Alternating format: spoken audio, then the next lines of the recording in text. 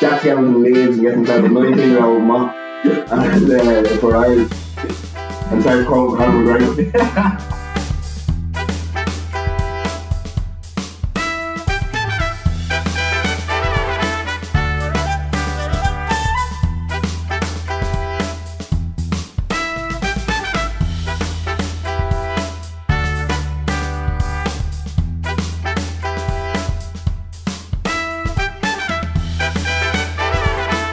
Welcome back to the Cinema Sessions. My name is Keith and as always I'm joined by James.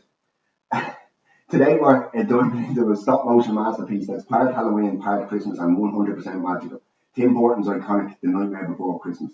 We'll unwrap the story of Jack Skellington, the Pumpkin King with a holiday crisis, explore the worlds of Halloween and Christmas Town and dig into the incredible music and animation that made this a timeless classic. Let's get spooky, let's get festive and let's get on with it.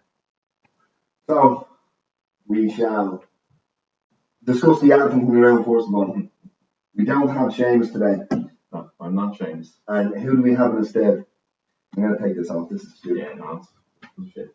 It doesn't feel right. How's it going, guys? My name is Ciarán. It's a pleasure to be here with you, Keith. Thanks for inviting me onto the show. No problem at all. For those who might not know, myself and Keith, and as well as Seamus, we would have done our studies together in college, but me and Keith done our studies for the first 3 years, and then when we done the diploma, it was with Seamus as well. And then I've been a long time fan of the show since it first popped off, and Keith asked me to jump in for Seamus, who can't unfortunately be here today. So Seamus unfortunately is a lesson to everybody. You can't outrun the taxman forever. So moving swiftly along. So the film we're doing today, as stated, is A Nightmare Before Christmas. So I suppose, it's a difficult one to kind of come at because it's quite short. It's very much a musical. So, how did you come to the film? Like, what was your first memories of it? My first memories of it was about 2 or 3 nights ago when I watched it in preparation for this podcast. You'd never seen it before? I've never seen it before. No. That is crazy, man. It is, yeah. Because when you look at this film, like the amount of fandom and online discourse about this, I would have seen this film, 25 years ago, maybe longer. Was it a film you've kind of grown up with? I would have seen it. I wouldn't go as far as to say I grew up with it. Like I was never overly into musicals. Yeah. And I think this film, specifically, given the discourse around it online, is you had to have seen it when you were young, and you had to really connect with it. And then if that happens, if that lightning in a bottle strikes, then what happens is it turns into this something which I would argue it isn't, and this kind of lore-filled kind of piece of film that kind of lives in the lexicon of I'm trying to think of the right word, but it's just the fandom, toxic fandom, I'd almost say. Toxic fandom, yeah. Like people go mad over this, so it's very surprising. Even though I'm not that, it's still very surprising that you hadn't come across it. No, I've heard about it obviously, and I've heard it being discussed over the years by people, but it was just never a film I've gotten around to. I think I've probably shared with you the same as yourself, where it's like, because it's a musical, I'm not too bad at musicals myself, and then Tim Burton as well, who didn't direct this, but he produced it. Obviously, it comes from his baby idea, and I like some of his films, but I'm not a big completionist fan of him. So that's kind of why I've never gotten around to it. Yeah, I'd imagine Henry Selick, who did direct the film, is very much. I don't know. I actually couldn't find what his opinions on that are, because it must be a nightmare, because it's your big claim to fame and nobody knows what you do. You know what I mean? Because Tim Burton's name's obviously plastered all over, and it's very much like his kind of gothic kind of style. 100%. So it is. I'd be very upset if I was Henry Selick. I was reading up on bits and pieces of it. I think what I kind of seen he seemed like he didn't mind it too much, because he's like, I don't know if I'd say he's a student of Tim Burton, but he's good mates with Tim Burton, and he was happy to do it with him, and I feel like he wanted to implement Tim Burton's style into the film. It's kind of because it was Tim Burton's idea, so it came from a poem or something. It was I read up that Tim Burton wrote a poem called Nightmare Before Christmas, which is 3 pages long, and it was because one day he saw, I think it was in the gap between Halloween and Christmas, he saw in shops and stuff like that, Halloween decorations being taken down, and all like the ghouls and all that sorts of ghouls and vampires, all that memorabilia being taken down and being replaced with Christmas decorations. So you just found that idea kind of like interesting about like the juxtaposition of going from ghouls and all these monsters to like Santa Claus and elves and all this sort of stuff. But yeah, back to the point of Henry Selick, it was like it seemed like he didn't mind too much and he was happy to implement Tim Burton's style. But I think Tim Burton was the one who was actually a bit more annoyed that his name was put all over it. Like he kind of felt bad for Henry Selick and that sort of thing. That's it. I mean, that's just some studio execs. When we need a big draw here, and Tim Burton's the man. Like, I read up on that as well. Like the reason like Tim Burton's name was put on it was from Disney, who I think was for two reasons they wanted to attach it. Number one, it was like they wanted to attach his name to it because Tim Burton had done a good few successful movies before this. So before this, it was Beetlejuice in 1988, and then Batman 1989, and then it might have been Batman Forever would have been out. And that was the first one. What was the second one? Returns. That would have been out before this as well, wouldn't it? A year before this, which I think was the second reason, which they said like because it's like a bit of a a horror film, but it has like some horror aspects to it. What this? Yeah, Nightmare Before Christmas. They wanted to like put Tim Burton's name on it rather than Disney, just in case it came out and it done bad at the box office. It's like, it's Tim Burton's film, it's not Disney. So. Yeah, that's what I read it from. So I believe you have a bit of a spiel there for us. Yeah, just Seamus and I here, I tried to live up to his style. So, Nightmare Before Christmas is a 1993 Gothic stop motion animation film directed by Henry Selick and produced by Tim Burton. It follows Jack Skellington, the king of Halloween Town, who is unsatisfied in his own fame after many years and discovers a secret passageway to Christmas Town, where he plots to take over the holiday. It stars Chris Sarandon as the voice of Jack, as well as Danny Elfman doing the singing parts. Catherine O'Hara is his love interest Sally, William Hickey is Dr. Finkelstein, Glenn Shaddix as the mayor of Halloween Town, and Ken Page as Oogie Boogie, Jack's arch nemesis. The film was made on a modest budget of $18 million and was a sleeper hit at the time, earning $50 million at the box office.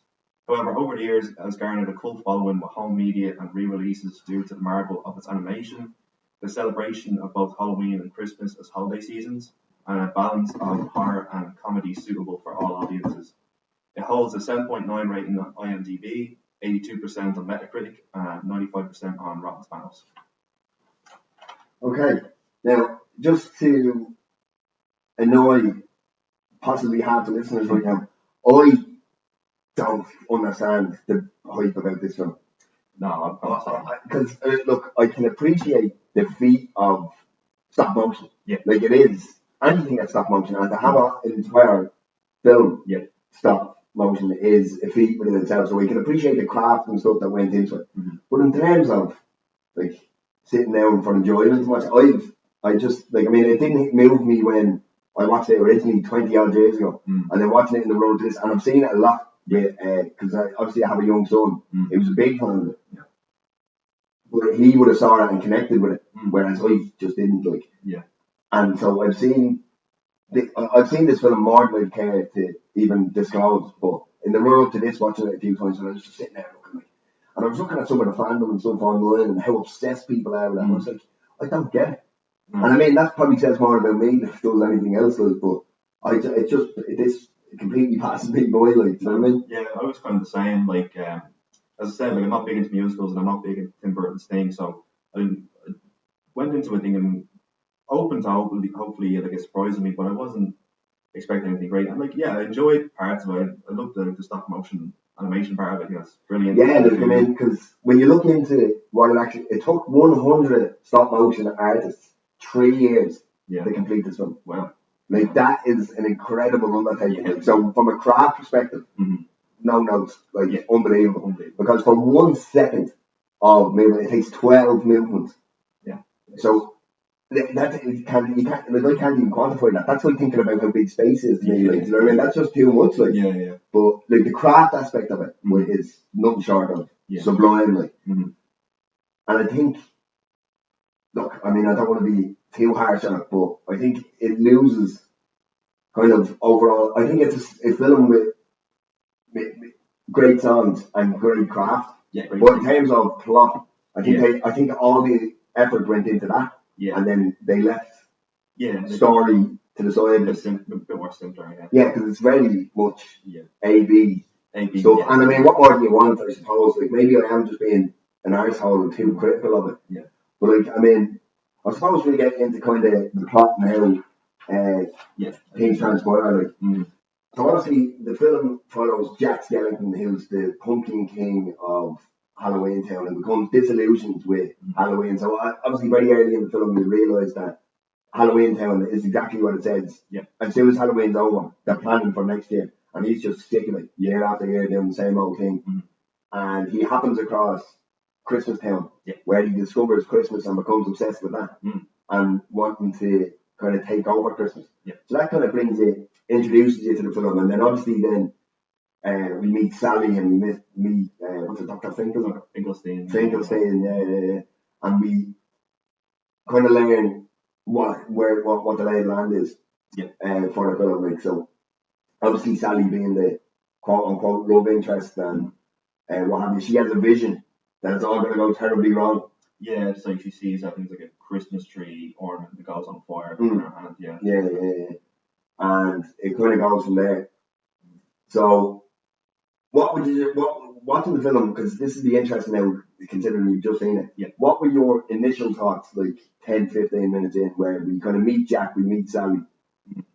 Because it started off like obviously I was amazed by all the technical aspects of it, and like there was the musical number which kind of went on for a little bit, and I was like, okay, I'm just trying to go along with it, but I was trying to focus more on just. Which one is it? This is Halloween. This is Halloween. It's the first one. I was just kind of watching it, going along. I was like, well, here's all the characters, all that sort of thing, and then just watching this character go along, and then I think once he goes to Christmas Town, and then you see him kind of go from being, as you said, disillusioned with being the king of Halloween Town and kind of sick of his fame, or sick of the always planning for the next thing, the same thing again and again. See him go to Christmas Town and see how everything is wonderful there. It is very typically Tim Burton though, because obviously Jack Skellington he kind of represents creative boredom. And like it's an existential crisis, which would be typical for Tim Burton to put into a fucking kids film, like, you know what I mean? Because I mean, he's famous for just wanting to horrify kids rather than mystify them, like exactly. But it is a real. I did find that an interesting aspect of it is the fact that stripping away the fact that he's a skeleton and take all that stuff out of it, and at the end of the day, he's just a guy who's sick of it all, and he's having this existential crisis in himself, and he's essentially every middle-aged man ever, like, you know what I mean? So it's very relatable in that regard, like, you know what I mean? And I think then the stop motion definitely adds to the tone, because this was typically animated like other Disney films at the time, because this is the first Disney animated film which is fully animated but not traditionally animated. So it's 100% stop motion. So if you think of other films at the time like Aladdin and things like that, if this had been animated like that, I don't think it would have the lore that it does, like, you know what I mean, or the fandom, like. Or I imagine it came out a few years later and it was like done with CGI or something. It just wouldn't.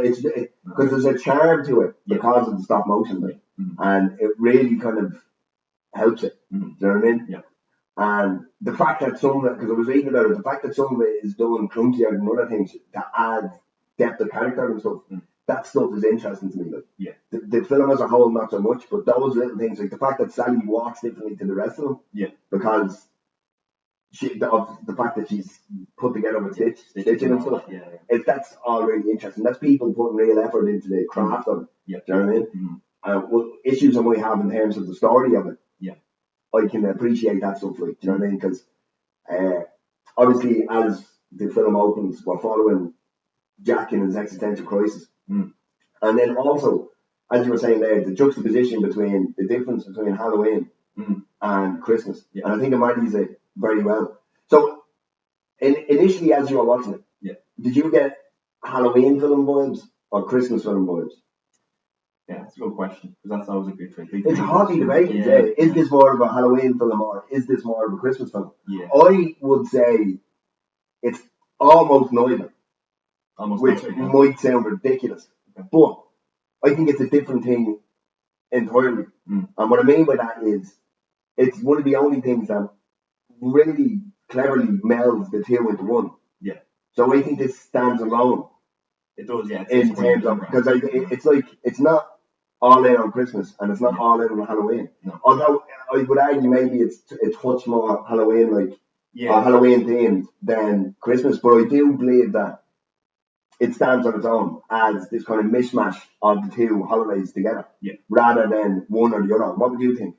Yeah, I think I definitely agree, and that like about it being a tad more kind of Halloween, just because obviously Tim Burton like kind of the gothic kind of style and all. But yeah, like when I was getting to that part where in terms of like my view of it over the years, like what I would have heard, I feel like I would hear that would be more of a Christmas film, but watching it myself, it did seem a little bit more Halloween. Then once you get to the Christmas Town part, and then after that when he comes back and then he's trying to start planning to bring Christmas to Halloween Town, it started to be a little bit more like kind of in the middle, because I think it ties back to what Tim Burton's like inspiration for it was, where it's like it's about going from Halloween to Christmas Town. It's about that like middle ground. In between. Which we see every year, like, because I mean, it's because Christmas seems to start sooner and sooner these days. Like, I mean, you have Brown Thomas putting up that Christmas shop in August, like, which is fucking ridiculous. Yeah. But we do see it, like, on the 1st of November, the Halloween stuff is out the window, and it's immediately everybody's locked in on Christmas, like, you know what I mean? And especially from a consumer, capitalistic kind of viewpoint, all the shopping centres, everything goes full on Christmas. So, I mean, it is definitely something that everybody can kind of relate to, like, you know what I mean, in terms of the juxtaposition and the transfer from Halloween to Christmas, like, because it's so abrupt and so in your face, like, you know what I mean? It's almost obnoxious somewhere. You know what I mean? Some people make it a big thing. So, obviously, when Jack visits Christmas Town, and he decides to bring it back to Halloween Town, and they call a meeting, who I think the mayor played by Glenn Shaddix. Because one thing as well, again, this more says about the class of it than the overall film. But some of the performances, voice performances, are some of the best. Like Glenn Shaddix as the mayor of Halloween Town is fucking phenomenal. And the fact that he plays two characters essentially in one, the anxious mayor and the kind of cool, calm, and collected mayor. Two-faced politician. It's brilliant, like, you know, and it's very on the nose, the two-faced politician. But Glenn Shaddix plays it very well. That's great, Like Glenn Shaddix, because we were speaking, me and Seamus previously about kind of character actors and the fact that they don't exist anymore. Like Glenn Shaddix was in everything at one stage. He's in Demolition Man, he's in Beetlejuice, he's in this, he's in Dustin Checks In. He's almost like he was almost a stalwart in early 90s, mid 90s cinema. Like he was fucking popped up in everything, like, you know what I mean? And they don't really exist anymore, them type of actors. No, it's all about kind of like the big blockbuster. You're either a big blockbuster actor, or you do like the smaller films, like the A24 films. The indie stuff. And like, but just and I think Catherine O'Hara's Sally as well is a very good vocal performance. Really good. So obviously when Jack returns from Christmas Town, he wants to take it over, and he believes that he can do it better. So he explains obviously Christmas and the concept of Christmas to the citizens of Halloween Town, who completely misunderstand them. And there's this big long sequence, which is funny, I suppose, is some of the gifts that are created, and they are fucking horrifying. Like anything from rat hats to, it's just mental, like some of the gifts that they're coming up with, like, do you know what I mean? And I thought that was kind of funny as well, like this kind of sequence around when like Jack is like experimenting as well. I just thought that was like funny that you have something like Christmas, which is like, you know, like very kind of spiritual holiday thing, and he's doing like scientific experiments about like for Christmas now. I just feel that a bit. Did you notice the hidden Mickey? Hidden Mickey? Hidden Mickey. No. The Mickey Mouse. Oh, Mickey Mouse? Mickey Mouse. What did you think I was talking about? Remember, we have a lot of UK and US listeners, so they don't understand the reference. That's Mickey from Rocky IV. Yeah. But there's a hidden Mickey. So as he's doing his experiments, if you look on the table, there's a Mickey Mouse tree. He's facing the wrong way, so you don't see his face, but it's clearly Mickey Mouse sitting on the table. And he also pops up again, which I'll see if you've noticed. I'm going to assume you haven't, but we'll get to it. Okay. So obviously, when Jack is requesting the people of Halloween Town to create the presents and stuff, he comes up with the idea that I'll just kidnap Sandy Claus, as he's known, and he'll have him. He'll kidnap him and get the lowdown from him. So what happens is, what are their names? Locke. Oh, Locks. I think it's Lock, Stock, and Barrel. No, is it? Because I just remember the scene of him being like, Lock, Shock, and Barrel. Lock, Shock, Barrel. Lock, Shock, and Barrel. Yeah, so we learn how Oogie Boogie's kind of henchman, Yeah. and they request them to go and kidnap Sandy Claus, and they come back with the Easter Bunny.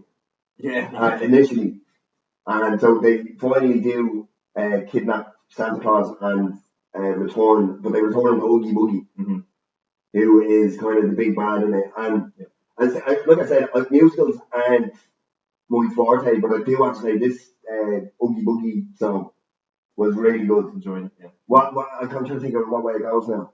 Ooh, yeah, it's vaguely familiar. It's like jazzy. There's something jazzy about it. Yeah. I really good. And again, we spoke about some of the performances, like what's his name? Ken Page. Yeah. Ken Page is really good as a Oogie Boogie. Yeah. And yeah, he's just one of them performances where it kind of sticks out. But again, it's more so to do with the craft of it than it is. Yeah. The actual. Yeah, in terms of like the performances, like the voice performances, I would say like Oogie Boogie and the Mayor are probably my two favourites in the film. Where like I just found them like enjoyable to watch and to listen to as well.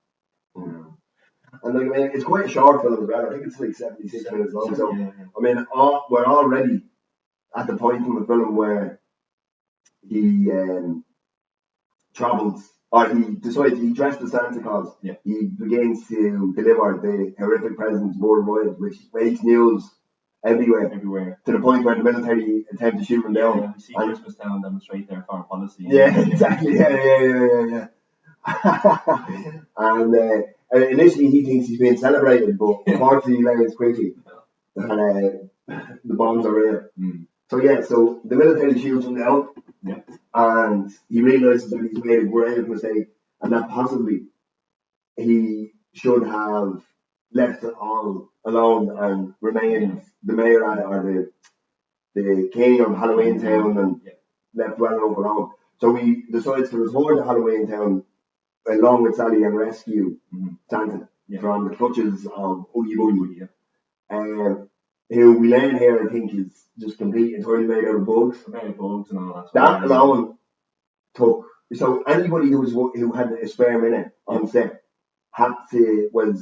went off and worked on the individual bugs. That part, that like it was crazy the amount of effort and work that goes into Oogie Boogie. Like it's mental. So obviously, Oogie Boogie is seduced by Sally's leg. Yeah. Which then gives him the opportunity to save Santa Claus. Yeah. And then upon rescuing Santa, very graciously, he decides to fix Christmas. I think it's then that Jack and Sally are reunited, and they kind of like their relationship or romance kind of comes back together. Then they kind of get together in the end.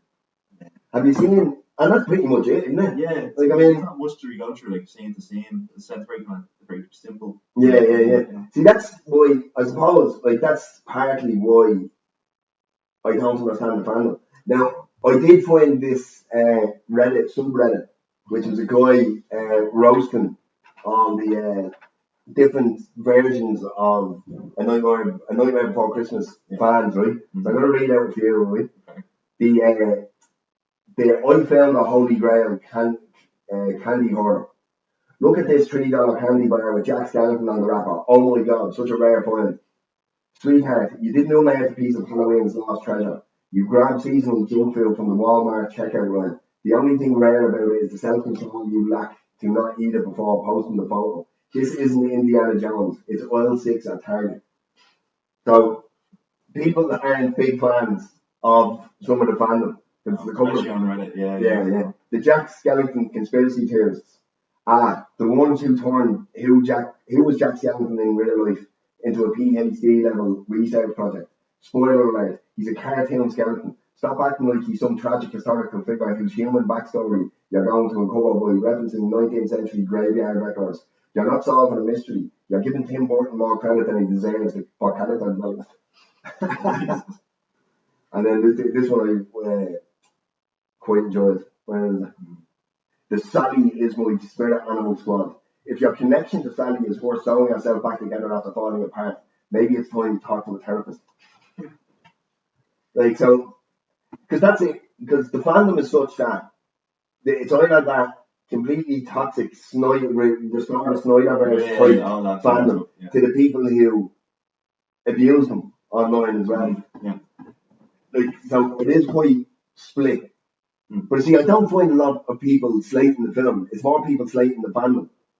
Yeah. Do you know what I mean? Big thing nowadays, and then obviously as well as like when you go online to certain parts, that's where you'll see all the kind of hate, like all the keyboard warriors and all, like just sitting around hating on whatever else is coming out there.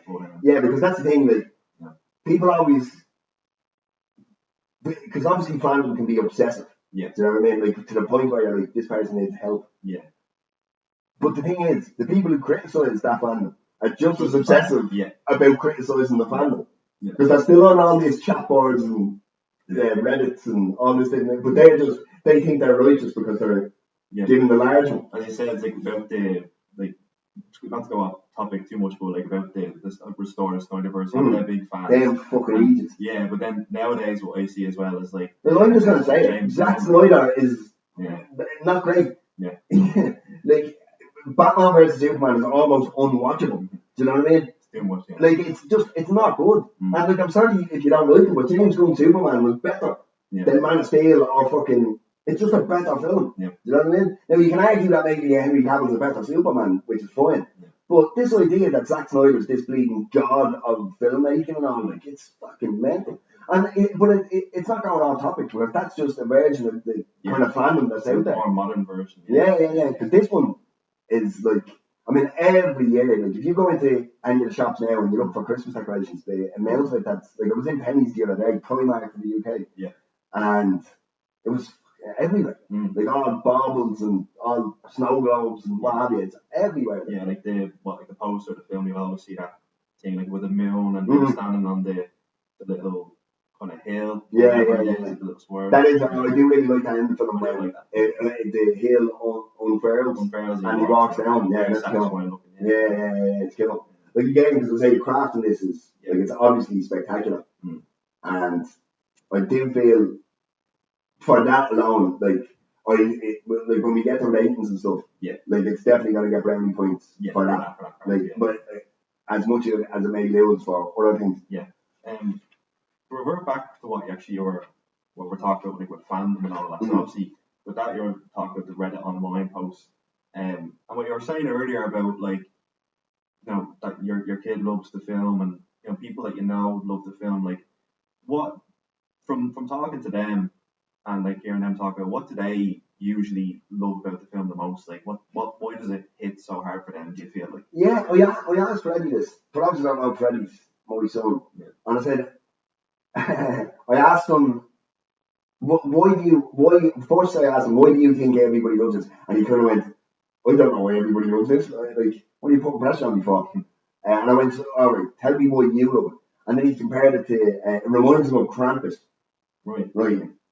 Which is only a new thing because I said, no, but when you watch this, you go, I don't know, I was about one when I saw this the first time. And I went, fair enough. So even him, who it does love the film, could not give me a satisfactory answer as to why he loves the film. Yeah. There's just, I think there's something about it on a deeper level that it missed me and you, but it just connects with people, and I find it difficult to explain as to why. Maybe you could tell me, if you love this film, let us know why you love this film, because it completely missed us. You know what I mean? And do you think it could be a nostalgia thing where it's like maybe just what a lot of people grew up with? See, that's what I mean. I think in order to be a real big fan of this film into your adulthood, it requires, one, you have to see it at a young age, and for it to really connect with you. Because otherwise, I just don't see how it's a film that even anybody would watch as an adult without children. Like, do you know what I mean? Yeah. But the fandom is such that like you have people that were 20 when this came out, and they still rave about it at 60 or whatever age they are now. And then you have people who would have been like my age around then, and then 20 years later, they're still raving about it. Like I used to have this friend, she was an editor, Sheena, and like she's obsessed with it. Like even in our house, she had like a cookie jar, Jack Skellington, what have you, like it's like, man, and she's like my age, like, do you know what I mean? Like, come on now. But in saying that, there is things that, like, I mean, like Seamus is famous for his movie collection. Like it's the same thing but different. Do you know what I mean? So I mean, we can sit here and I suppose we can try and cast fucking he who was without sin cast the first stone. But I'm full of sin and this. It's just the stuff I into is actually kill. Do you know what I mean? Yeah. Not this shit. No. Do you know what I mean? But like in terms of the themes and stuff that are at play, like what's kind of your reading of it? Like, because I mean, obviously we discussed Jack Skellington having his existential crisis, and then like, because I mean, Sally is kind of like the moral compass of the whole thing as well. So, what in terms thematically, how did you find the film, or is there any insight you want to share? Well, actually, the point I was going to make is maybe this could be why it holds some like strong relevance to people is about what we're saying about the existential crisis and like the idea like struggling with fame as well with him in his position.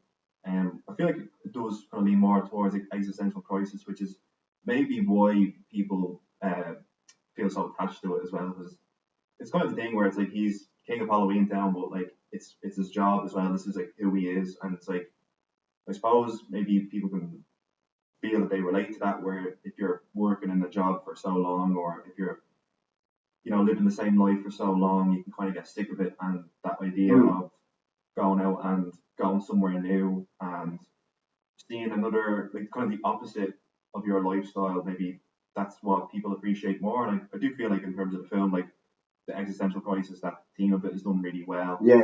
Because I mean, it's essentially the Tim Burton version of a divorced dad going out buying a Ferrari and getting a 19-year-old girlfriend. Like, do you know what I mean? That's essentially what it is. Like, do you know what I mean? The original script. Yeah. Jack Skellington leaves and gets himself a 19-year-old mop and a Ferrari and starts quoting Conor McGregor. And Pinky Blinders. The flag hat.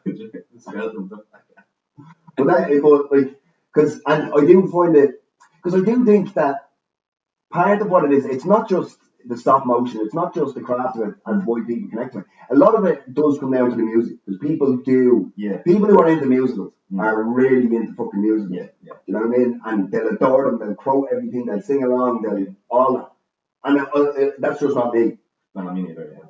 But it does go deeper than that, because I do think people can identify with certain things, because it's all too human to have the existential crisis, and for the woman in your life to be the moral compass to keep you on the straight and narrow. See, the gas thing is, if this was made in 2025, they'd say it was woke. Do you know what I mean? Because the woman is the moral compass, and no man needs to be led by a woman and all this. We're constantly talking about right-wing grifters on this podcast, and they'd have a fucking field day with this, like, do you know what I mean?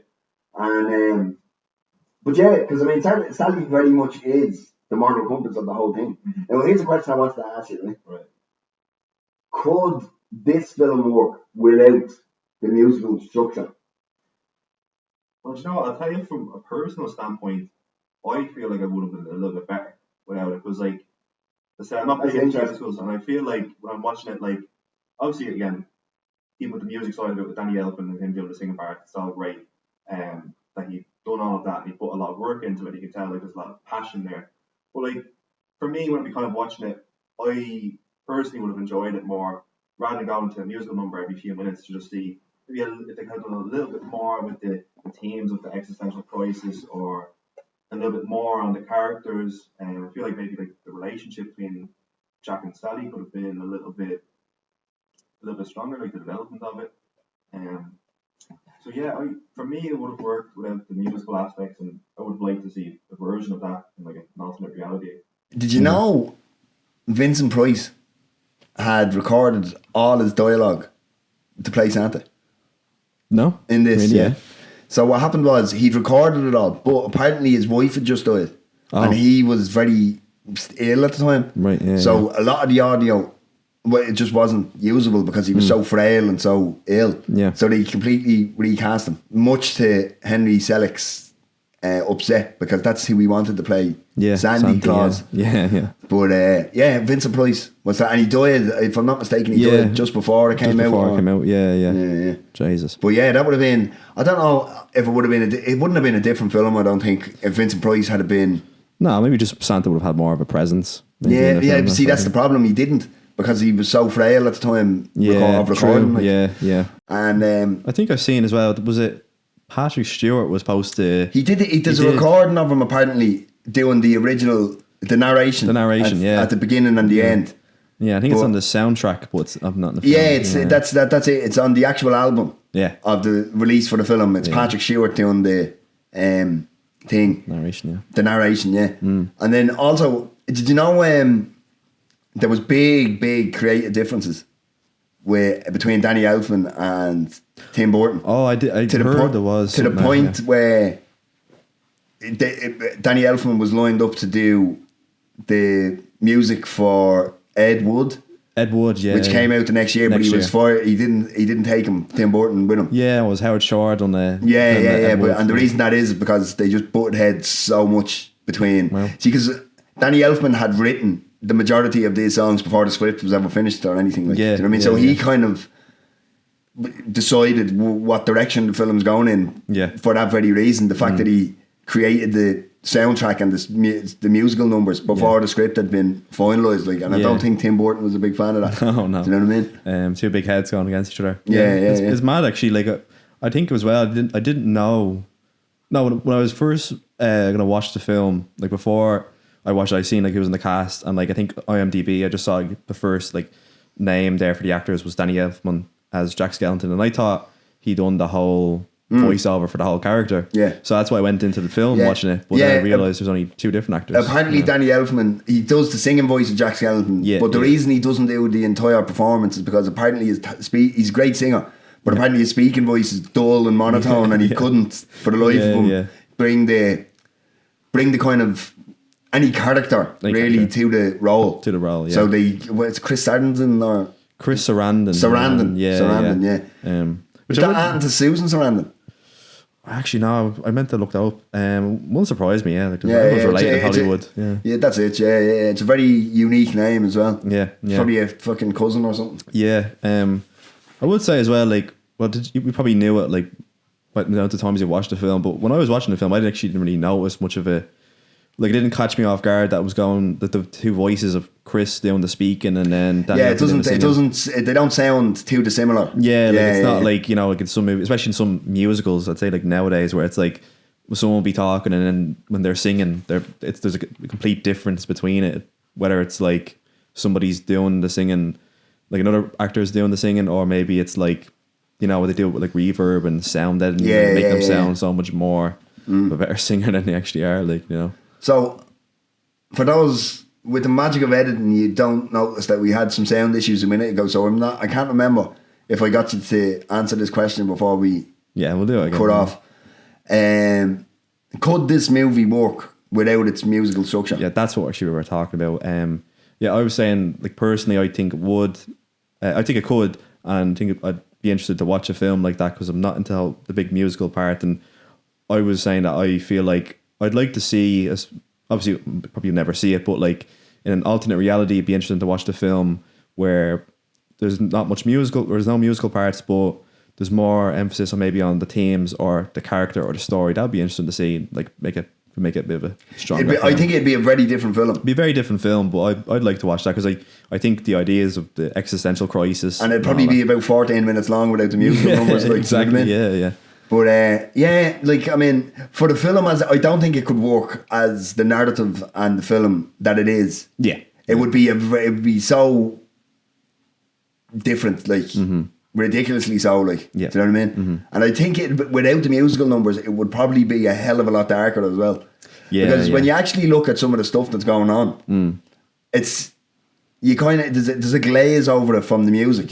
But there's some fucking scary stuff happening. Like, there is. I mean? I've said that. Like even the stuff that's going on with Dr. Finkelstein and Sally. Because he's completely manic, your man. Like he's a fucking psychopath. Like, I didn't know what to take from that when I first watched it. I was reading about like apparently it's like in the film, which I didn't really completely pick up on when I was watching it. Maybe it was just the way I was watching it, but that he's like that's supposed to be like his daughter. I think like it's supposed to be his daughter that he's made. But when I was first watching it and like when that his character is introduced and Sally and the way their dynamic was, I didn't know. I felt it was a bit weird, and I think in the original script it was supposed to be a case that like he made her to be kind of like a bit of a like lover for his character or something like that. Jesus. But like when you actually see, that's the thing. Like when you dig deeper into these things, sometimes you don't want to know. No, do you know what I mean? Yeah. Like I don't want to know that. Do you know what I mean? Yeah, I don't know if that was completely what it was, but it was something like that. It was different than like the father daughter angle to it. It was a bit weirder. Right, because we kind of touched on like the fandom and everything around it. Yeah. Like this in 2023, this film was inducted into the National Film Registry of the Library of Congress in the States. Now what that essentially means is they feel that this is such a cultural touchstone that it needs to be preserved correctly. So that's such an achievement. Such an achievement. Yeah, do you know what I mean? And it obviously goes to show just how culturally relevant this film still is, even if it missed the mark with us. Yeah. But like, it just has to be said. Like, it's just something that'll live on in the consciousness. Like, do you know what I mean? It's not going anywhere. Like, no, probably be a big inspiration as well. I'll talk about like with the technical side for all the like stop motion artists, like to see a film like this be made. 100%, because like there's 109,000 movements in this film. It's mad. And like I said earlier on, it took 3 years to complete. Like this mental stuff. Like So at this stage of the podcast, we discussed non-submersible units. Right now, in the context that we use them, it is something that is memorable from the film. It doesn't have to be good. It could be something that you remember for being crap. But it's something that makes the film live on in the consciousness. So, given that it's your inaugural episode, I'll hand the floor to you. What would be a non-submersible unit for you in regards to this film? I'd say, like, not to be a broken record, but it is what makes the film stick with me would be the technical side and the stop motion thing. That's the thing we appreciate, and that's what we've been kind of hyping about in the whole episode. But in terms of like other things, like if I were to take something from the film, like kind of some of the side characters bring a little bit more charm to it, which make me enjoy it more. Like we talked about with the mayor and Oogie Boogie and like their performances. So if you were to pick one, it'd be the craft element of it. Would be that would be the main thing, But which is what we've been talking about the whole time. I don't think I could disagree with you. I do think you do not forget that this film is stop motion. And it's so incredibly and masterfully done. Like I mean, that's where it gets all its stars for me. Like me too. I mean, I suppose if I was to just to be different, I would say I really do like the kind of character work of Jack Skellington and the whole existential crisis aspect of it. Because I mean, I do think it for what it is, it does make it very relatable. Like it does, I mean? And so I'd probably go with that. And if you were to give it a rating, a rating, I've been kind of. Would you do it only out of 5 stars? Out of 5, Out of 5, okay. 5 being perfect. 5 being perfect, 1 being minimum. There's no 0. No 0. No. Well, I wouldn't give it a 0. That's too cruel. I'd probably range between like 2.5 to maybe 3. 3 being generous, but maybe closer to 2.5. See, I think the craft is so good in it that I think I would be remiss to give it anything lower than 4. Really, Because I mean, if I'm looking at the film as a whole, so you obviously take in the character performances, which we spoke about. Some of them are fantastic. You take in the music, whether you're into it or not. The songs are fucking catchy. They're exactly what you expect in a musical. The stop motion, obviously the craft side of it, incredible. Some of the character work, very good. Now, does the film lack a bit of plot? But is that enough to knock it 2 or 3 stars down, given the whole context of the film? I don't think so. So I'd go 4 stars because I mean, whether it lives on in our memory, it lives on in somebody's memory. Yeah, it lives on the culture. Yeah, I'd probably give it a 3 then. 3 I think is a fair score from me for it. Okay, so on that bombshell, we have completed the Seamus-less cinema sessions with Ciarán standing in. Very, very much thank you for coming along. No, my pleasure. Thanks for having me. I think we'll see you next week. I'll see you next week, yeah. And the week after, maybe. And the week after. I believe Seamus is busy for the next couple of weeks. Yeah. I think it's a pro-Israel march next week. He's being chased by the Taxman. Yeah. Anyway, so thanks very much for listening in this week. We'll have another Christmas film for you next week. Hopefully you enjoy it. Like, subscribe, follow us on all that sort of stuff. Fans of Ciarán, let them know in the comments. Maybe I'll be here again. You never know. Or maybe I'll never be here. Yeah. It depends. He mightn't come back next week. Maybe I'll get cancelled from this. Who knows? Yeah. Alright, so thanks very much for listening. Cheers. Thank you. Have a good one.